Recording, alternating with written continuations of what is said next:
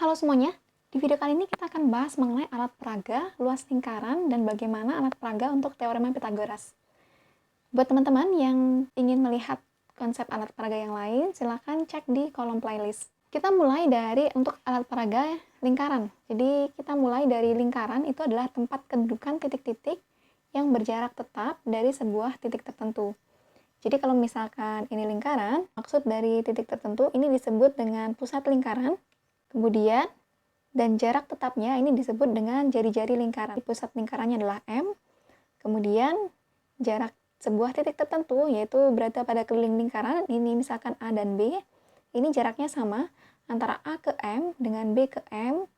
Dan ini misalkan C ke M dan D ke M, ini jaraknya sama. Oke. Nah, berdasarkan ini kita tahu bahwa keliling lingkaran dengan jari-jari R itu adalah 2πr. Jadi kita mulai dari keliling lingkaran, yaitu adalah 2πr.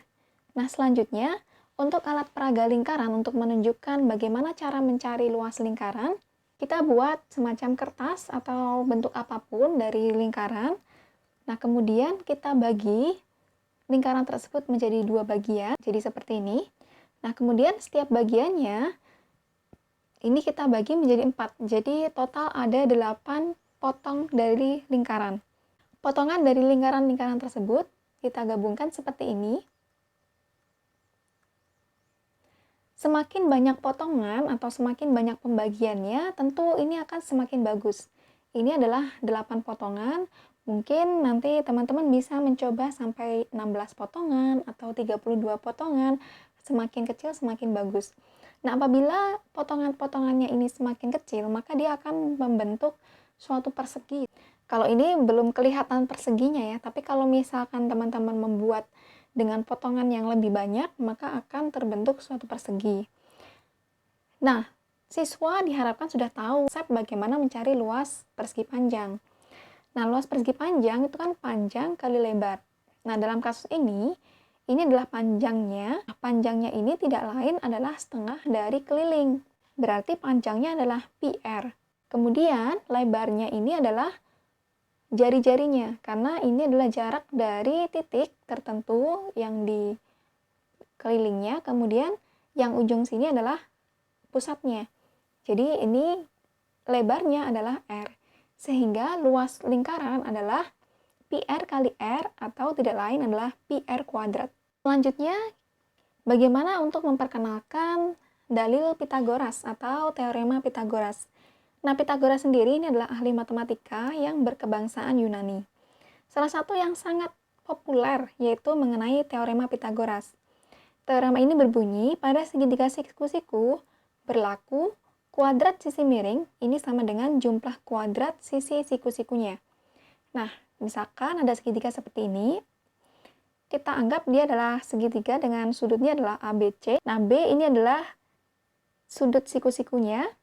Jadi di sini kita dapatkan ini panjang dari AB ini adalah A kecil, panjang dari BC adalah B kecil, panjang dari AC adalah C kecil. Maksud dari teorema Pythagoras itu adalah bahwa C kuadrat atau sisi miringnya ini akan sama dengan A kuadrat plus B kuadrat. Lalu bagaimana membuktikannya? Nah, membuktikan teorema Pythagoras ini ada berbagai macam cara. Salah satunya, teman-teman bisa mencoba cara berikut. Nanti teman-teman persiapkan kotak streamin. Nah, kotaknya itu persegi yang berukuran 5x5, 4x4, dan 3x3. Nah, dari kotak-kotak tersebut, susun berbentuk seperti ini. Nah, bisa dilihat bahwa akan terbentuk segitiga siku-siku. Nah, segitiga siku-siku ini, kita perhatikan bahwa yang sisi miringnya ini tidak lain adalah luas dari persegi. Nah, luas persegi itu adalah 5 kuadrat dalam kasus ini. Kemudian yang sisi segitiga siku-sikunya itu adalah 4 kuadrat dan 2 kuadrat. Jadi di sini terbukti bahwa ternyata 5 kuadrat ini sama dengan 4 kuadrat plus 3 kuadrat. Nah, 5 kuadrat ini simbolnya adalah C kuadrat. Kemudian ini adalah B kuadrat, ini adalah A kuadrat. Ini adalah salah satu pembuktian dengan menggunakan daerah persegi. Pembuktian yang lain yaitu dengan menggunakan 8 segitiga siku-siku yang kongruen. Jadi teman-teman persiapkan 8 segitiga siku-siku yang kongruen. Kita akan membuktikannya dengan dua cara. Cara yang pertama kita menggunakan 4 segitiga yang pertama. Nah, jadi 4 segitiga tersebut disusun seperti ini. Kita tulisi sisi-sisinya. Ini adalah A, kemudian ini B, ini C, ini A, ini B, kemudian ini C, ini B, ini A, ini B, ini A. Oke, nah sekarang kita perhatikan berapa luas dari persegi yang besar ini. Ya. Jadi persegi yang besar ini panjangnya itu adalah A plus B. Jadi ini adalah A plus B.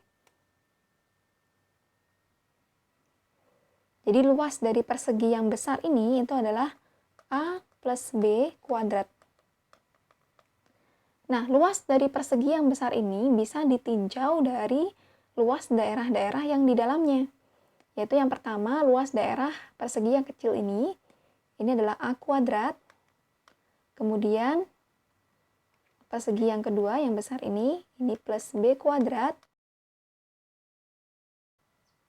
Plus yaitu 4 dari luas segitiga yang kecil ini.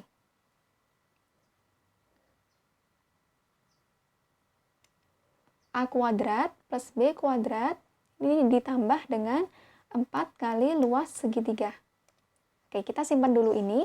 Nah, kemudian selanjutnya sisa dari segitiga yang tadi kita buat dalam bentuk seperti ini.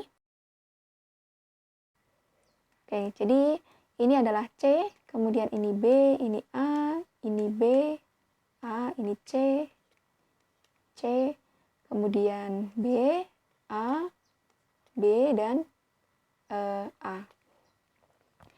Nah, luas dari segitiga hitam ini adalah C kuadrat. Kemudian, luas dari segitiga yang besar ini adalah A plus B kuadrat. Oke, jadi luas dari segitiga yang besar ini sama dengan C kuadrat ditambah dengan 4 kali luas segitiga. 4 kali luas segitiga. Nah, kita kembali ke hasil yang diperoleh tadi. Hasil yang diperoleh tadi itu adalah A plus B kuadrat. Ini tadi sama dengan A kuadrat plus B kuadrat ditambah 4 kali luas segitiga.